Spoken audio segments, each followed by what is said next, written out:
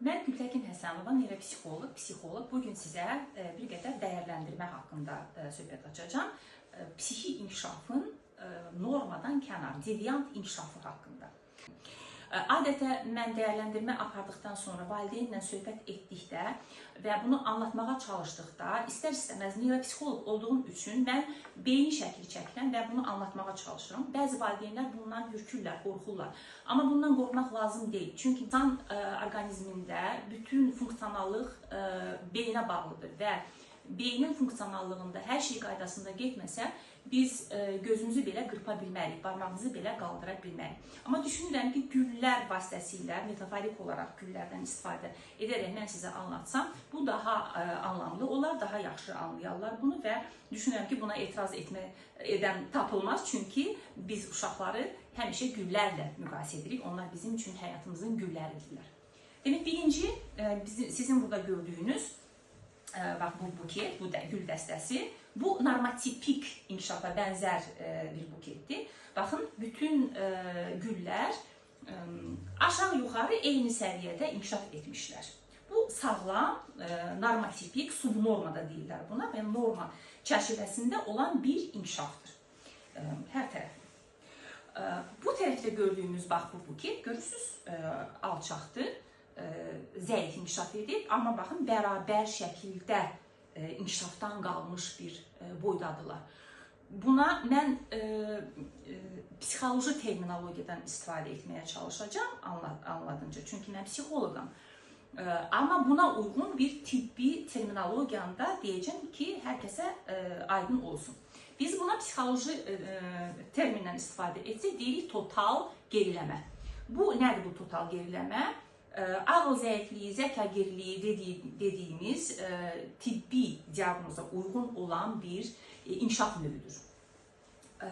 Bu tərəfdə gördüyünüz bu gül dəstəsi isə buna biz psixoloji terminologiyada deyirik təhlif olunmuş inkişaf.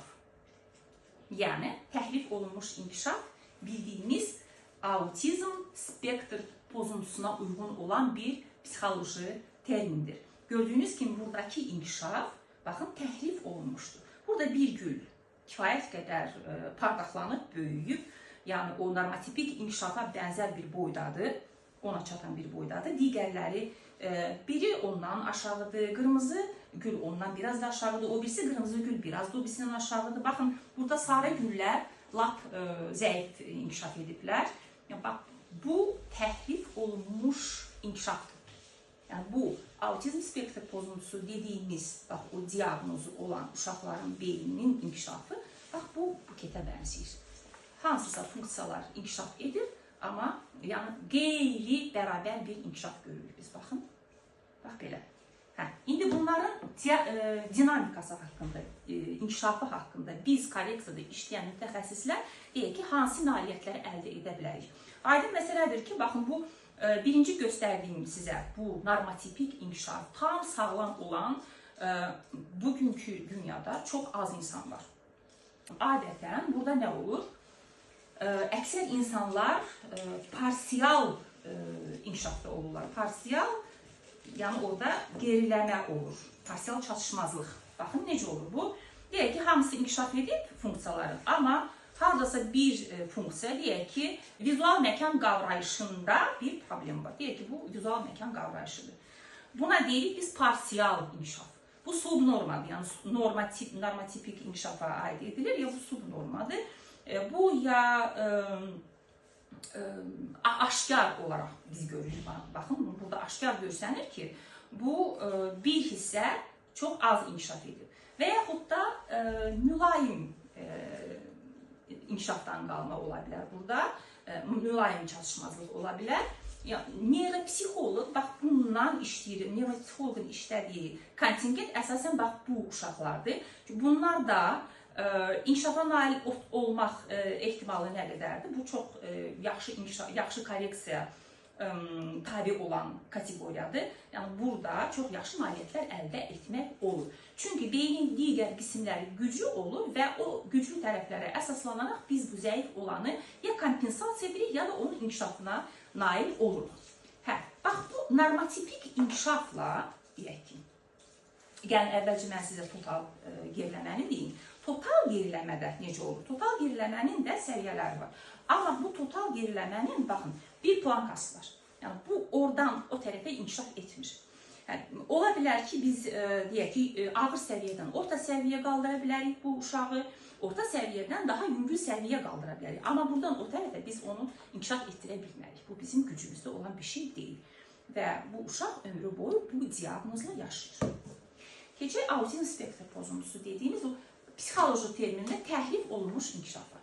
Yəni, bu təhrif olunmuş inkişafda o qədər variantlar var ki, en qədər variantlar var. Amma düzdür, onu yenə də onları biz qruplaşdıra bilirik və o qrup hansı varianta aid olduğundan asılı olaraq o uşağa logistik kömək, korreksiya proqramı, strategiyası çizilir. Yəni, bu fərdi olur. Hər uşağa fərdi olur. Ümumiyyətlə, bütün uşaqlara fərdi olur. Burada da yəni autizm spektr pozuntusudur deyə hər kəsə eyni bir proqram olur. Xeyr, elə deyil.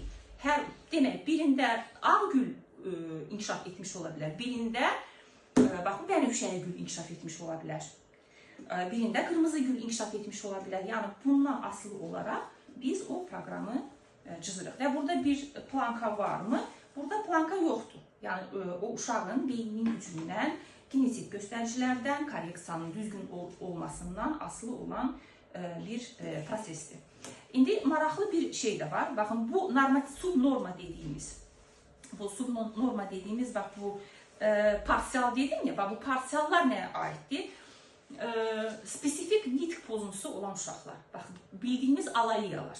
Və yaxud beynəlxalq dillə desək, disfaziya, inkişaf disfaziyaları dediyimiz, bax, bu parsial geriləmədir, parsial çatışmazlıqdır. Bu parsial çatışmazlığın içərisində bir dənə də çox maraqlı bir parsial çatışmazlıq var. O da bu subnormayla, bax, bu total geriləmənin arasında olan bir inkişafdır. Buna da deyirik psixi inkişaf ləngiməsi. Bunların boyu, bax, bu totaldan bir qədər hündür olur. Yəni, bunu totala aid etmirlər. Bunu aid edirlər parsial inkişafa. Niyə görə? Çünki bunun dinamikası fərqlidir. Bunu da diaqnostika keçirdən insan, mütəxəssis, o müəyyən edir ki, bu total geriləmədir, yoxsa parsial, yəni mürəkkəb bir formasıdırmı? Mürəkkəb olunca bu olur psixi inkişaf ləngiməsi. Amma əgər burada sırf nitqlə bağlı olan, kognitiv funksiyalarla bağlı olan bir və yaxud psixikanın ayrı-ayrı, yəni belə deyək, elementlərinin, tək bir elementin ləngiməsi varsa, geriləməsi varsa, o zaman bu olur parsial inkişafın, yəni bir tək elementin geriləməsi. Amma o total şəkildə olanda, yəni bütün psixi strukturlarda geriləmə olanda bu olur psixi inkişaf ləngiməsi. Sizə bax, bu güllərlə metaforik olaraq təqdim etdiyim əsas diaqnozlardan başqa da diaqnozlar var. Ona görə də psixoloji diaqnostika uşaq inkişafının diferensial diaqnostikasını və neyropsixoloji diaqnostikanı aparmaq çox önəmlidir. Əsas ona görə önəmlidir ki, biz bundan asılı olaraq uşağa logistik köməyi təyin edirik.